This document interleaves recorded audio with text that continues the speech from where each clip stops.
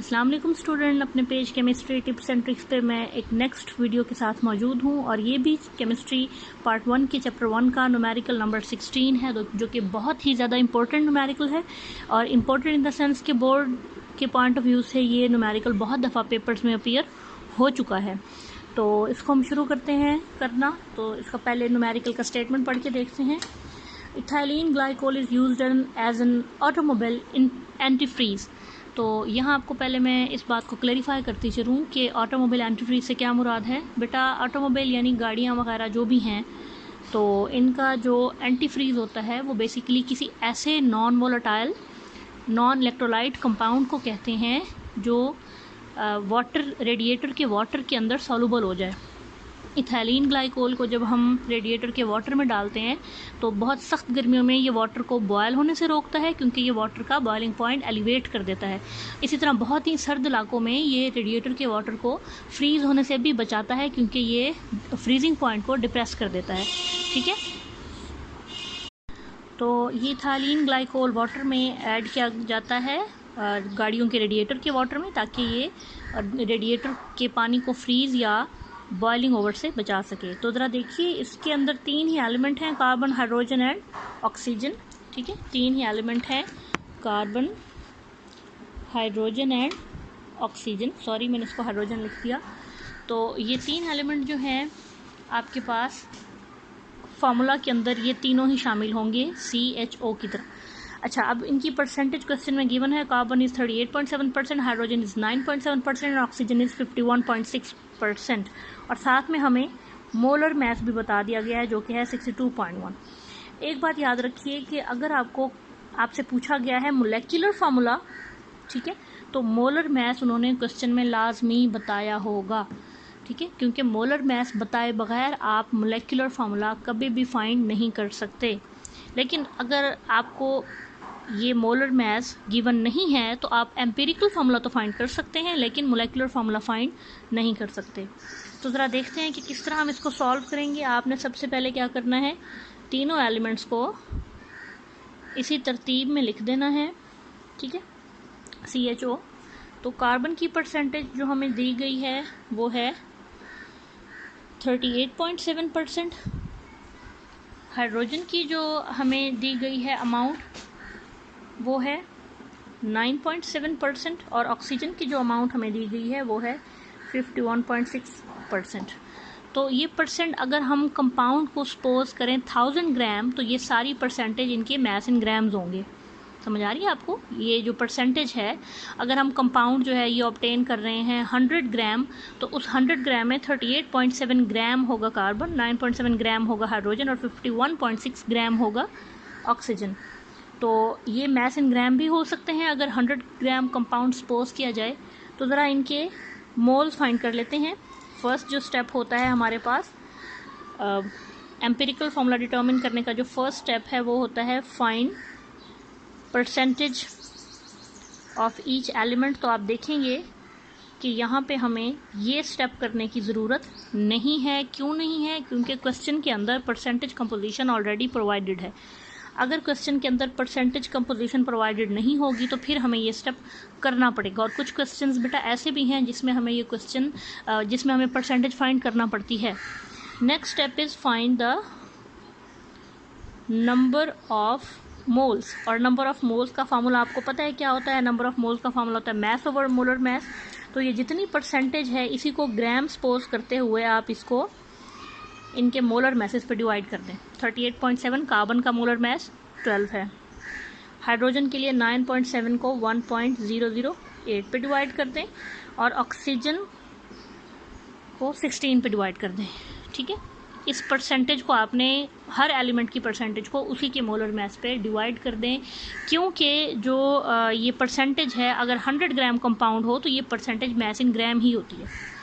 इसके बाद ज़रा आंसर देखिए आपके पास क्या आएंगे।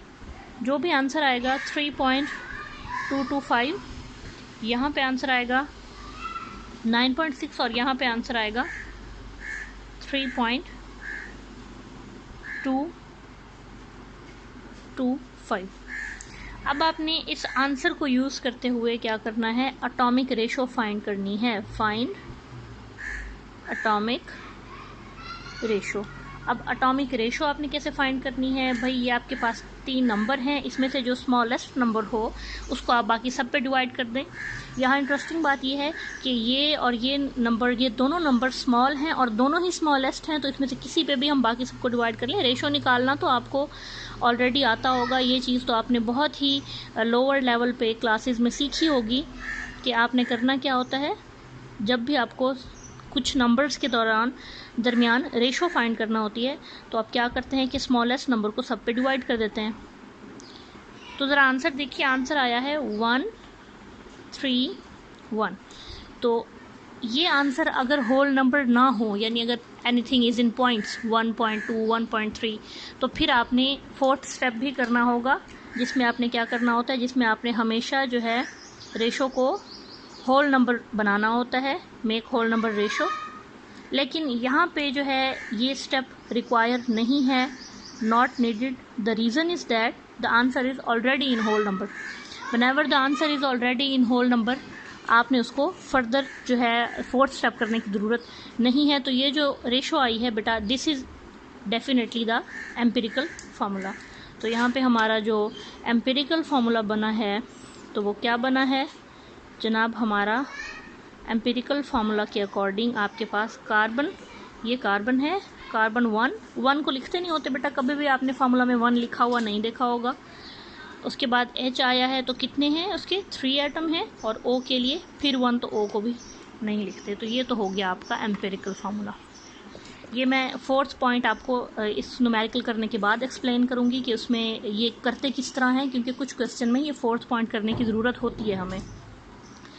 अब हमने फाइंड करना है जो मोलेक्युलर फार्मूला फाइंड करना है, ठीक है। तो आपको याद होगा कि मोलेक्युलर फार्मूला फाइंड करने के लिए हमारे पास जो रिलेशनशिप है वो ये है कि n इंटू एम्पिरिकल फार्मूला, ठीक है। तो आपको n नंबर चाहिए, एम्पिरिकल फार्मूला को n नंबर से मल्टीप्लाई करेंगे, बन जाएगा मोलेक्युलर फार्मूला। तो सवाल ये है कि ये n कहाँ से आएगा, तो इस n के लिए आपको 2 चीज़ें चाहिए। एक तो आपको चाहिए मोलर मैस या मोलेक्युलर फार्मूला का मैस, और दूसरा आपको चाहिए एम्पिरिकल फार्मूला का मैस, ठीक है। Molecular formula mass and empirical formula mass are required. तो ज़रा देखिए, सबसे पहले मैंने आपको बताया था कि क्वेश्चन में जब भी आपसे मोलेक्युलर फार्मूला पूछा जाएगा तो आपको मोलर मैस लाजमी बताया जाएगा, क्योंकि वही मोलर मैस इस स्टेप में हमारे काम आना है, जो कि है 62.1। इसको डिवाइड करें एम्पिरिकल फार्मूला मैस, क्वेश्चन में तो गिवन नहीं है, लेकिन बेटा हम एम्पिरिकल फार्मूला फाइंड कर चुके हैं। जब हम एम्पिरिकल फार्मूला फाइंड कर चुके हैं तो हम इसी के मैस को यूज़ करते हुए अपना मैस बना सकते हैं। चलें जी, बना के देखते हैं। CH3O में 1 टाइम है जनाब, यहाँ पे बल्कि मैं बना के बताती हूँ आपको। एम्पिरिकल फार्मूला का मैस किस तरह जी फाइंड करेंगे, देख लीजिए जी। CH3O is our empirical formula. 1 time है इसके अंदर कार्बन, 3 टाइम है इसके अंदर हाइड्रोजन, और 1 टाइम है इसके अंदर ऑक्सीजन। ठीक हो गया। अब हमने क्या करना है, इनके मैसेज जो हैं देखने हैं। 1 टाइम कार्बन होता है 12, 3 टाइम हाइड्रोजन होता है 1, और 1 टाइम ऑक्सीजन होता है 16। तो इसको जब हम सॉल्व करेंगे तो हमारे पास आंसर बनता है 31 ग्राम पर मोल। चलें जी, तो 62.1 को 31 पे डिवाइड कर दें, आंसर इज़ 2। चलें जी, अब हम इस फार्मूला में अपनी वैल्यूज़ पुट करते हैं। तो n आ गया है जी 2, और एम्पिरिकल फार्मूला है हमारा CH3O, तो आंसर इज़ C2H6O2। लें जी, ये आपका बन गया है मोलेक्युलर फार्मूला। तो ये आज का न्यूमेरिकल कंप्लीट हुआ, और इस तरह के जितने भी न्यूमेरिकल हैं, इनफैक्ट देयर आर 5 न्यूमेरिकल्स, वो आपने ऐसे ही अटैम्प्ट करने हैं। 3 numericals are in exercise and 2 numerical are in examples. तो ये सब का तरीका सेम है, सब में आपने परसेंटेज फाइंड करनी है। कुछ क्वेश्चंस में परसेंटेज गिवन है, कुछ क्वेश्चन में परसेंटेज आपने फाइंड करनी है। जब परसेंटेज फाइंड कर लेंगे तो फिर नंबर ऑफ मोल्स फाइंड करने हैं, हर एलिमेंट की परसेंटेज को उसी एलिमेंट के मोलर मैस पे डिवाइड करके। फिर आपने स्मॉलेस्ट के साथ सबको डिवाइड करके एटॉमिक रेशो फाइंड करनी है और फिर उस एटॉमिक रेशो को होल नंबर बनाना है। अब मैं आपको ये बता दूं कि एटॉमिक रेशो को होल नंबर कैसे बनाते हैं। एटॉमिक रेशो को होल नंबर बनाने के लिए फर्स्ट करें, आपके पास एटॉमिक नंबर रेशो आई है 1 3 1, this is already whole number. अगर 3.1 आया है ना, ठीक है, तो इसको भी आप 3 ही कंसीडर करेंगे, ठीक है। और अगर आपके पास 3.1 हो तो इसको आप राउंड ऑफ करके 3 ही कंसीडर करेंगे, यानी जो भी नंबर हो उसके साथ 0.1 है तो उसको वही नंबर कंसीडर करेंगे। अगर 3.2 हो बेटा तब भी इसको 3 कंसीडर करेंगे, ठीक है। अगर 3.8 हो तो हम इसको नेक्स्ट नंबर राउंड ऑफ कर देंगे 4, और अगर 3.9 हो तब भी हम इसको नेक्स्ट नंबर राउंड ऑफ कर देंगे 4। ये 3 था तो 4 हो गया, 2.9 होता तो 3 हो जाता, एंड सो ऑन। अब हमारे पास प्रॉब्लम तब पैदा होता है जब 3.3, 3.4, 3.5, 3.6, 3.7 इनमें से कोई नंबर हो। इसको हम ना बैकवर्ड जो है राउंड ऑफ कर सकते हैं ना फॉरवर्ड। ये मैंने आपको अलग से इसलिए बता रही हूँ बेटा कि ये जो हम रूल्स फॉलो कर रहे हैं ना ये मैथमेटिक्स के रूल्स हैं और ना ही ये स्टैटिस्टिक्स के रूल्स हैं। ये वाली जो राउंडिंग ऑफ है ये फिजिक्स वाली भी नहीं है, ये स्पेसिफिकली सिर्फ इसी टॉपिक की राउंडिंग ऑफ है कि 3.1 और 3.2 को हम वही रहने देंगे, 3.8 और 9 को हम राउंड ऑफ कर देंगे। इनमें से जब कोई नंबर आएगा तो उसको हम राउंड ऑफ नहीं कर सकते, उसको फिर किसी डिजिट से मल्टीप्लाई करके राउंड ऑफ किया जाएगा। जैसे सपोज करें हम उठा लेते हैं 3.4, 3.4 को हम राउंड ऑफ करने के लिए सबसे पहले स्मॉलेस्ट नंबर से मल्टीप्लाई करेंगे जो कि है 2, तो क्या आंसर बनता है 3.8, और 3.8 चूँकि राउंड ऑफ हो सकता है तो इसलिए हम इसको 4 कंसीडर करेंगे, ठीक हो गया।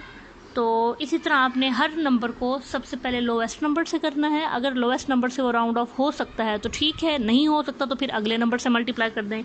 जैसे अब 3.3 को देखिए ज़रा, इसको मैं लोवेस्ट नंबर से जब यानी 2 से जब मल्टीप्लाई करती हूँ तो ये बनता है ये 6.4 बनेगा, 3 to the 6, तो ये बनेगा 6.6, ठीक है।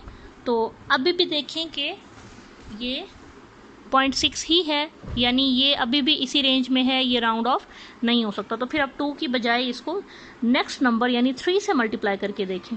9.9, yes it can be rounded off. उम्मीद आप लोगों को समझ आ गई होगी कि अगर तो नंबर आपका लोएस्ट पॉसिबल नंबर के साथ राउंड ऑफ हो जाए तो कर लें, अगर नहीं होता तो फिर 3 ट्राई करें। और जितने भी नंबर्स हैं वो अव्वल तो 2 पे हो जाते हैं राउंड ऑफ, अगर 2 पे ना हो तो फिर वो 3 पे भी राउंड ऑफ, फिर 3 तक तो खैर सभी राउंड ऑफ हो जाते हैं। तो ये आज का टॉपिक आपका कंप्लीट हुआ। उम्मीद है आप लोगों को समझ आ गई होगी इस टॉपिक की। वीडियो को सब्सक्राइब, शेयर और लाइक ज़रूर कीजिएगा और वीडियो को हमेशा एंड तक देखिएगा। मैं नेक्स्ट वीडियोज़ भी पोस्ट करती रहूँगी। अल्लाह हाफिज़।